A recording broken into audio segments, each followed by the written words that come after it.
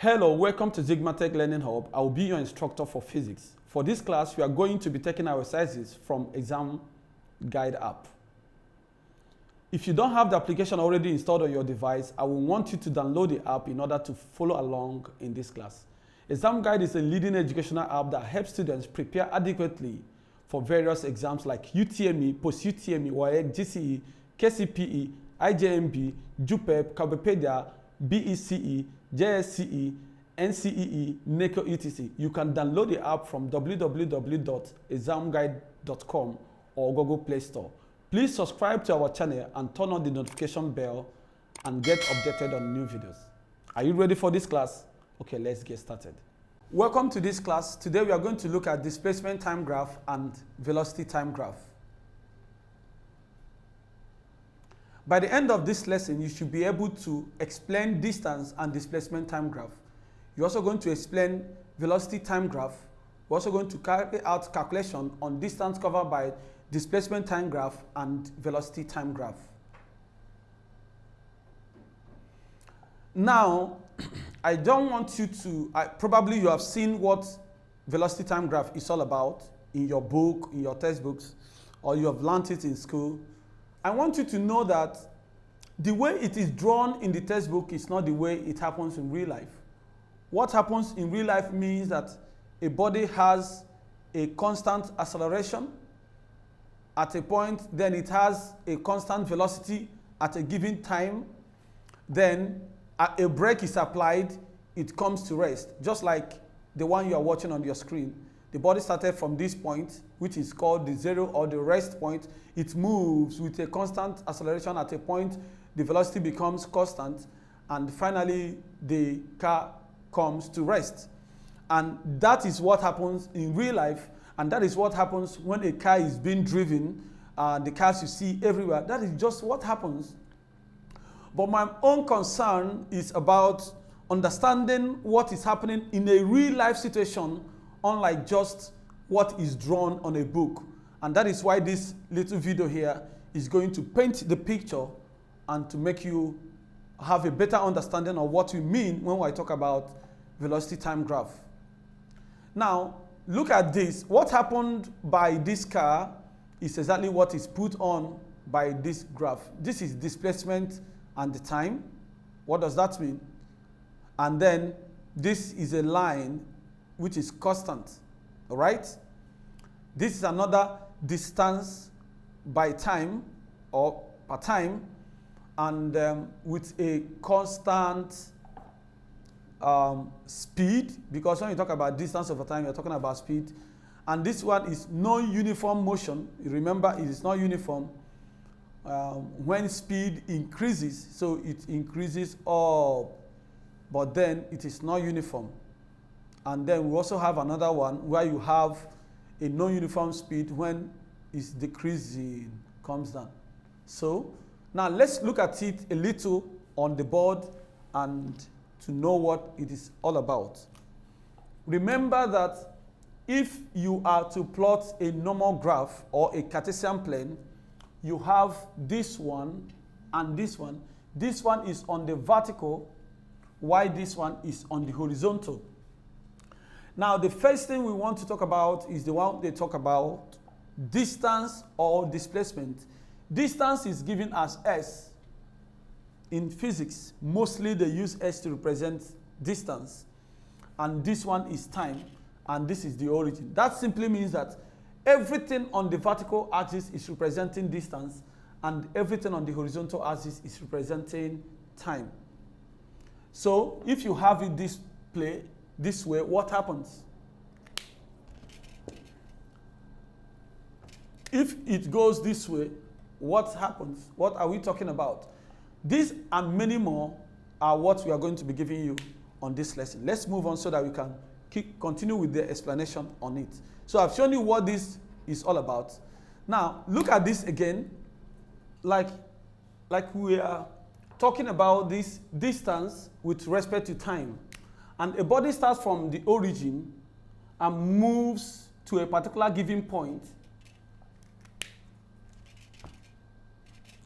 So let's call this place. At this point, when it gets to that point, then there is a particular time given for it.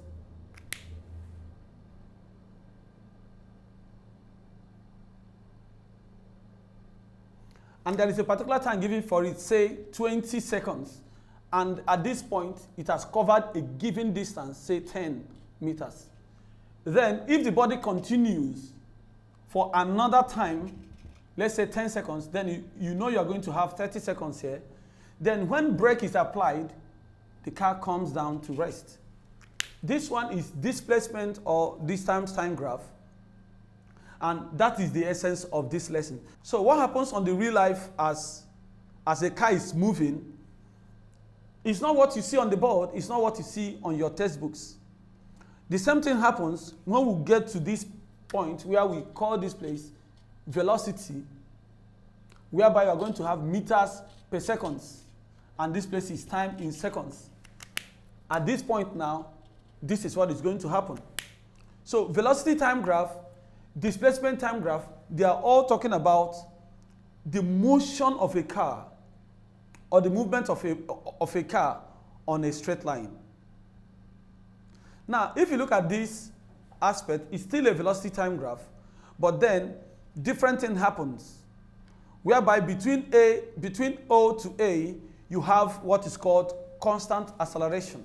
The acceleration is constant. The body started from origin and moves to this point on a straight line, then continues with that speed for a given time, maybe from B to A, that is called constant speed, and then brake is applied, it comes down to this point, turning point, and the same thing happens in this negative direction. It's the same thing, it's just all about a different direction the car is moving. A different direction that the car intends to move. Now, even in WAEC questions, sometimes they bring up a kind of velocity time graph that looks like this. So what this is talking about is to show you how they are all explained. For example, this is the origin. Then it starts from here and speeds up, getting to this point, and then it started coming down again. After a particular time, it starts coming down again, gets to this point. At this point, direction can be changed. And this one is another way you can also put it. You can start from the top, goes down to the highest, and then slows down, coming to the rest at O. So this is another way of representing velocity time graph. Depending on the question, all you need to do is to master what it means to speed up and coming down. And at this point, also speed up, getting to this part, and returning back to the projection plane. Now, everything about velocity time graph cannot be overemphasized, and they cannot be complete except we start solving a few calculations in order to give a better explanation of what happens. Now look at the calculation we have on the screen. We are going to use them to further betray the point on this topic, velocity time graph. Let's go. A body at rest is given an initial uniform acceleration of 8 meters per second for 30 seconds, after which the acceleration is reduced to 5 meters per second square for next 20 seconds. So now let's take it one before the other. This is the velocity time graph. At this point, I'm measuring V with respect to meter per second, and this one is T in time, and this is the origin. Now a body at rest, this is the rest. And then it has a uniform acceleration to this point. And the uniform acceleration is 8 meters per second square. From here to here, let me call this place point A. It started from the origin and moved to this point A. Then for 30 seconds, when they give you time, time is everything on the horizontal axis. You have to bring it down to write 30 seconds. And at this point, there is a given velocity, V. I don't know what that V is. I can call it V1. So because as the car moves from a particular point to another point, it has different things. It has speed, it has time. It it has accelerated because it started from the origin and a particular distance has been covered. Then when we got to A, the question said after which the acceleration is reduced. Reducing acceleration, this, no. If you put this, you are wrong. Acceleration is reduced because acceleration is really talking about the slope. When the slope is reduced, it means that the angle with the horizontal has been reduced, and that is by taking it in this direction. Remember, this was the direction it took. Now, when it reduces, it goes to this point. I'm going to give you 5 meters per second square. So this is a reduced acceleration. So when the acceleration is reduced, it continues moving also on the straight line to another point, let's say point B, and at this point, there is a particular speed it got to. So what is the time for the reduced acceleration? After which acceleration is reduced for the next 20 seconds. This is 30. Next 20 means you add 20 to the one you already have. This is, then next 20 means 20 plus 30 is going to be 50. Remember the statement next. All right, that is the first thing they said there on the first statement. It said the body maintains the speed attained for 60 seconds. So from here, continue going to another point, let's say C, for 60 seconds. That means if it takes 60 to move from here to here, then from here to here is going to, from here all the way to this place is going to be adding 60 to 50, which is going to be 110. So what happens? After which it is brought to rest in 20 seconds. So when it got to this point, a brake was applied and the body comes to rest in 20. So this is 130 seconds deceleration. So let me call this place point D. So you see, this is the motion of the body from this point to this point, from here to B. Acceleration was reduced, then from here to this place, which is a constant velocity, and then deceleration, which it brought to rest at the 0 velocity and at 0 time. Okay, no, the time was 130 seconds, but then 0 velocity. So I'm going to call this place VT. Okay, this is already taken. Now the question says,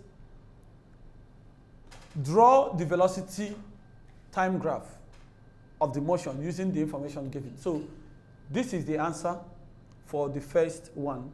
Now they say using this graph, we should calculate the maximum speed attained. The maximum speed attained during the motion. So how do we do that? Remember, there are 3 different speed or velocity on this journey of this car. The first one was V0. V0 is the initial velocity, which was said to be at rest because it is 0 end, which is at origin, at time 0. That is the essence. When you consider the speed of a body at a 0 time, then we call it initial velocity, since the time at that point was 0. You can also consider initial velocity at a given time, which could be some other time. However, it is the velocity at which the body started to move. Now, between here to this place, we have acceleration, because from here to this place, the body accelerated at 8. Therefore, I'm going to use this relation. Acceleration is given as final velocity minus initial velocity all over time. But according to my notations and parameter, this final velocity, I'm calling it V1. And this initial velocity, I'm calling it V0, or V sub 0. Then acceleration at that point is 8 meters per second. And this is equal to, I don't know final velocity, so I'm calling it V1. Minus V0 is at 0. All divided by what time is 30 seconds. So V1 minus 0 is going to be V, which is equal to 240 meters per second. You know what that means? That is the velocity it reached before the acceleration was reduced. It was at that point. Now, but is this the final velocity? Is that the maximum velocity? No, this is not the maximum velocity. See the highest velocity. If you start from the origin, you are going up, the velocity is increasing on the vertical axis, which is the velocity axis. So how then do I find the final one? So I'm going to do it at the top. At this point, there is also another acceleration, which is change in velocity is going to be v2 minus v1 all over time. The time is from here to this place, which is 50 minus 30, which is 20 seconds. So this is 20 seconds and is equal to 5. All right? Now, if you consider this very well, you realize that I don't know the final velocity, but I know v1. v1 at this point is given as 240.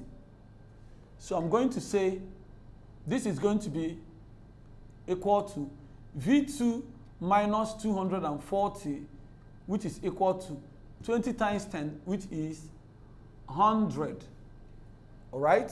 So v2 is going to be 340 meters per second. So you see, v2 is the maximum velocity. And according to our question here, the maximum speed is given as 340 meters per second. I am going to keep that while you move. The next question is average retardation as the body is being brought to rest. Average retardation. So let's clean this part and consider the average retardation.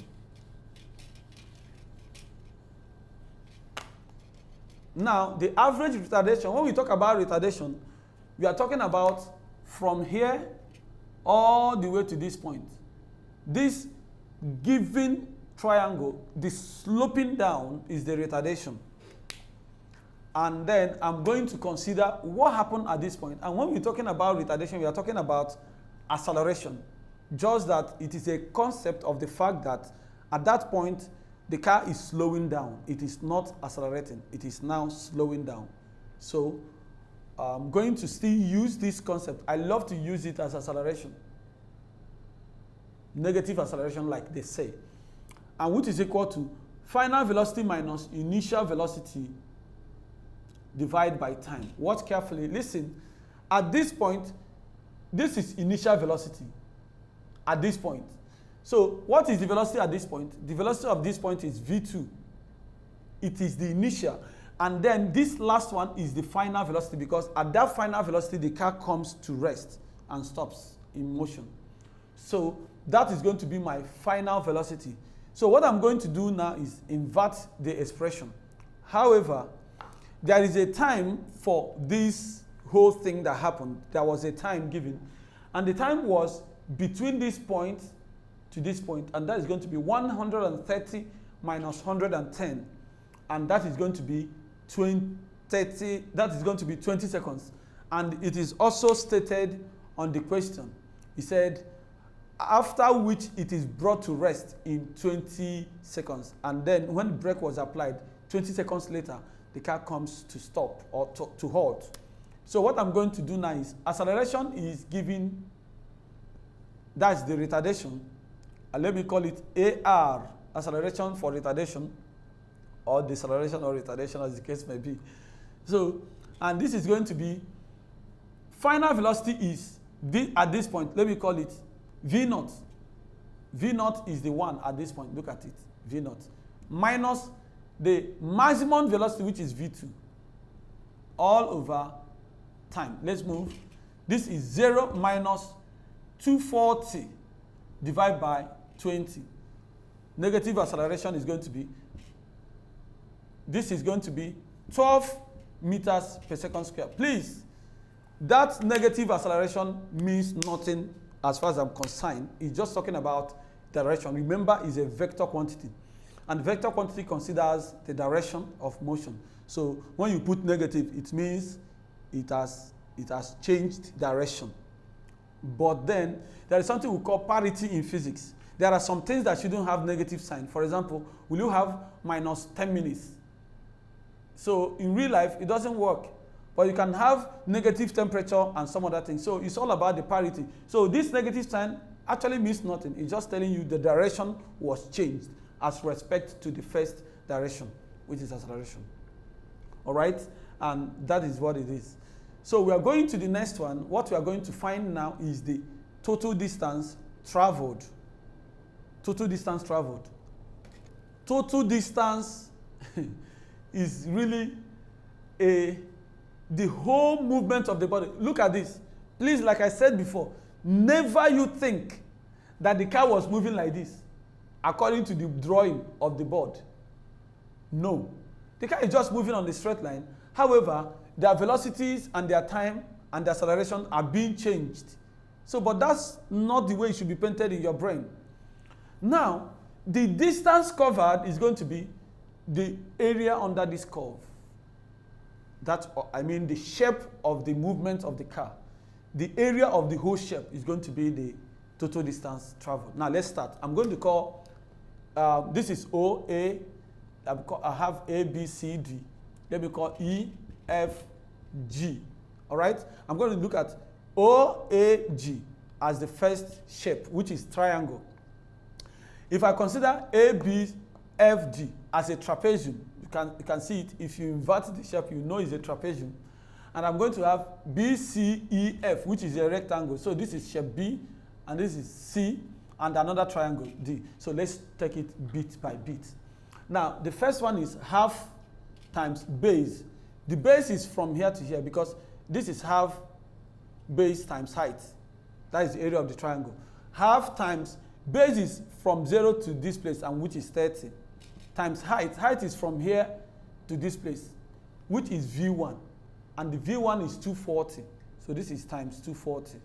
Plus, this is a trapezium. If you look at a trapezium, trapezium is also the same thing as half A plus B. From here to here is the top of the trapezium, which is 240. Plus, from here to here, which is 340.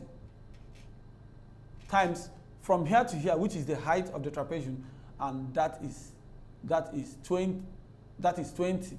All right. Then plus again, this is a rectangle. And if you look at the rectangle, you have length times breadth. From here to here is something as 340, which is 340 times from here to here, which is 110 minus 50 is going to be 60.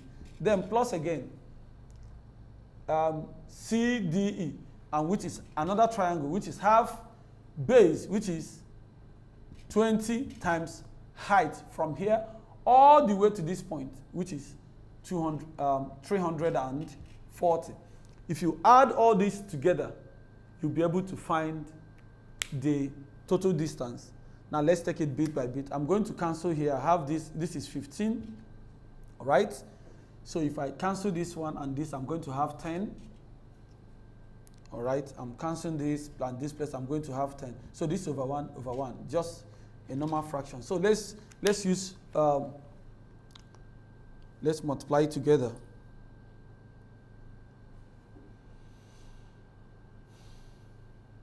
So I'm having 15 times 240. So this is equal to 3600 plus 15 times 3600. Then I have 240, and this is going to be 580. 580 times 10 is going to be 580. That is when you multiply it by 10.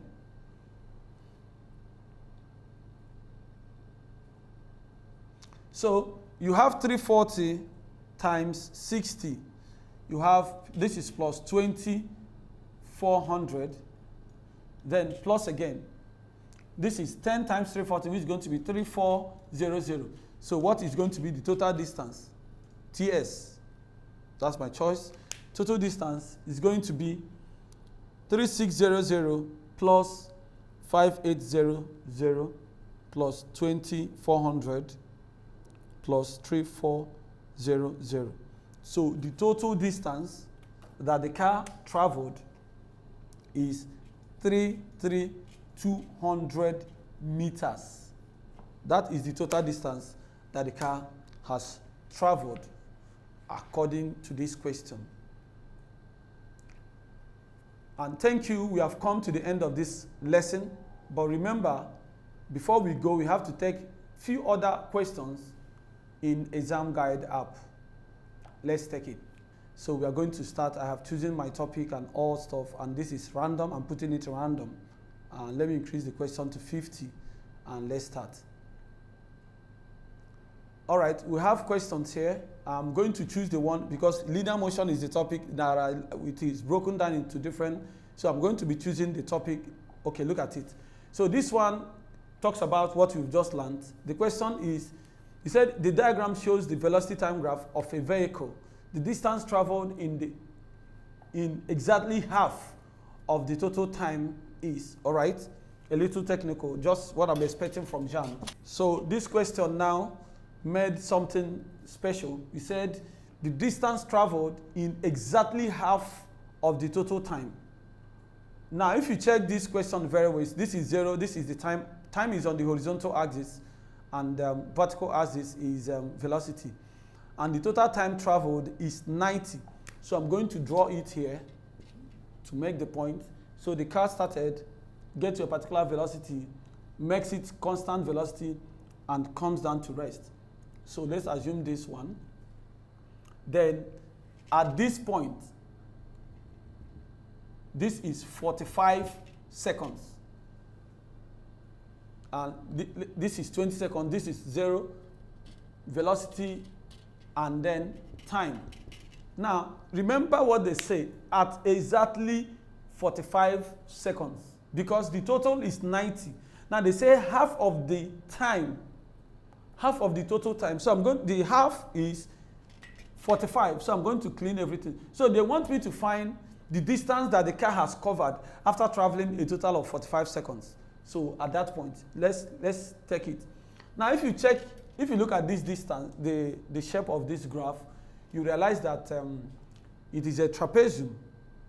It's a trapezium, but then it still can be broken down into two, which is one triangle and a rectangle. I think that would be easier. Or they can still use this one, which is half A. A is from here to top, which is a trapezium. If I clean this part now, you see full. This is what trapezium is all about. So A is from here to here, and to be able to get from here to here is 45 minus 20, which is going to be 15, which is going to be 25. And this is 25 plus. B is from here all the way to the end, which is 45, times the height. The height is 80, because at that point you have 80 meters per second. So this is 80. So at this point, what do? Cancel this, you have 40. This into this, this plus this, 0, 70 times 40, which is 2800 meters. So after the half of the time traveled, the car has covered a total of 2,800 meters, according to this question. Now let's take one more. Let's look for one more question. Okay, look at this one. Very good. Okay, it's the velocity time graph question again. The diagram shows a velocity time graph. The statement that is true about this motion is that the car A accelerates between F and G. Is it true? F and G is constant velocity. It can never be acceleration. Acceleration is EF. Let's move on. Has a constant speed between F and E and F? No, it's not possible, because this is a velocity time graph. It can only be true if this were distance time graph. So B is wrong. Decelerates between F and H. F to H does not exist. What you have is F to G and G to H. So it's not correct. So the last statement has no acceleration between F and G. Correct. F and G is a constant velocity. Whenever we have a constant velocity, the acceleration of the body is 0. That means the body is not accelerating, because the velocity is constant at that point. Therefore, the answer to this question is D. Let's take some more questions on this one. No, let's look for a velocity time graph. Let's look for a question on velocity time graph. Okay, see, the slope of a velocity time, the slope of a straight line velocity graph represents, all right, let's look at what that means. Let's assume this is a velocity time graph which is already drawn.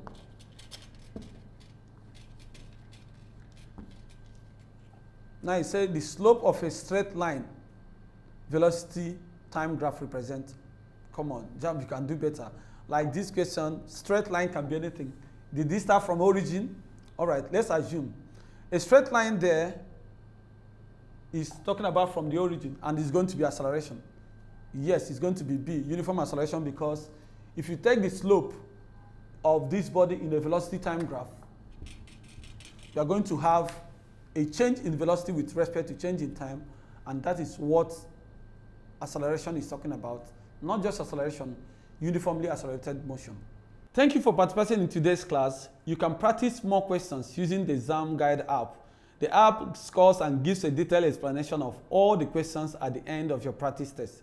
You can learn a particular topic of interest with different modes like study mode, mock mode, and practice mode. It also has other features that makes learning fun.